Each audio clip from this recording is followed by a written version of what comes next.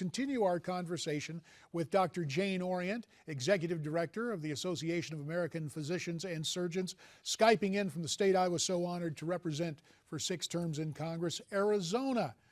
Dr. Orient, there's another factor involved here. Even if the GOP passes the repeal of Obamacare in the House and the Senate, the president can veto that repeal. So both the author of Obamacare constitutionally can be its preserver, can he not?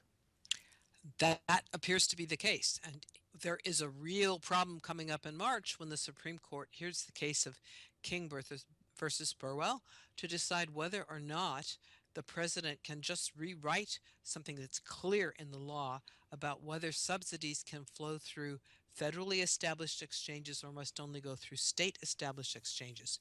If that happens, millions of people will find out that they can't get this huge subsidy from the taxpayers to buy this overly expensive insurance that Obamacare is trying to force them to buy. Of course, for many of them, it will become unaffordable, so they won't be taxed for not having the insurance, but they still won't be able to have the insurance because Obamacare has made it so outrageously expensive. You mentioned the role the Supreme Court may play in the upcoming case. And obviously, judicial review is vitally important and could really change this.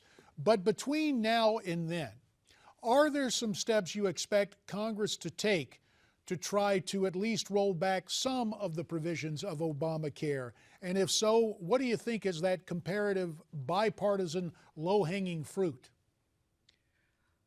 Will Congress actually do anything? And bipartisan these days means surrender to the Democrats who are in control. I think that what they ought to do is repeal the individual mandate and repeal the employer mandate and redefine full-time employment as being 40 hours a week instead of 30 hours a week so that people can get a big chunk of their paycheck back that they have now lost because of Obamacare. I think that would be a good place for Congress to start. And Jane, usually I accept your definition of what passes for bipartisanship on Capitol Hill. There is one important exception. It's when people at home start to feel the heat.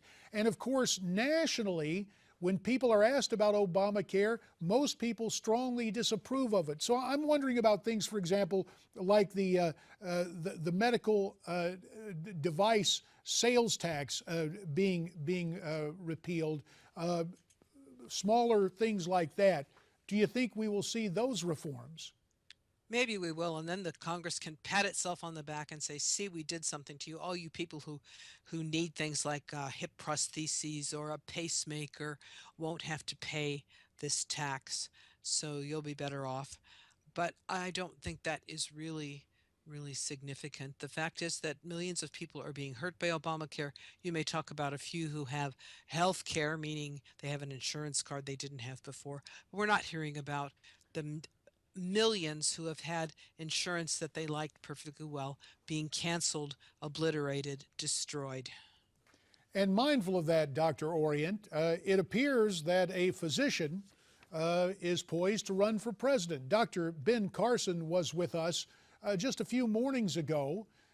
He said, his own words, that people who tell you can't repeal Obamacare, quote, that's a bunch of crap. Now, that may be an inartful term medically, but does Dr. Carson have it right? Would you welcome his candidacy for the presidency?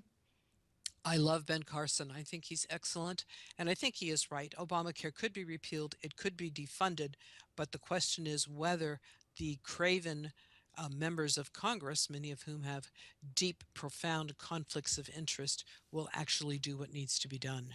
One reason I held no stock, I had any investments when I served on the Ways and Means Committee, because when you're working with the tax code, it can always be said, hey, you got a vested interest in doing something that affects your investments.